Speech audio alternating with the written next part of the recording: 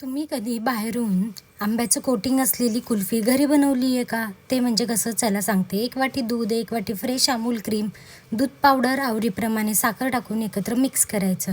एका वाटीत थोडंसं दूध, 2 चमचे कस्टर्ड पावडर घालून ते पण एकत्र मिक्स करायचं. मग दूध गरम करायला ठेवायचं. त्याला उकळी आली की त्यात कस्टर्ड पावडर घातलेलं दूध घालून ते पण एकत्र मिक्स करून उकळून घ्यायचं. हे पूर्णतः थंड करायला ठेवायचं. तोपर्यंत 2 आंबे पाण्याने स्वच्छ धुवून वरचा भाग कट करून चाकूच्या मदतीने गोल फिरवून त्यातली अलगद अशी कोय काढून घ्यायची.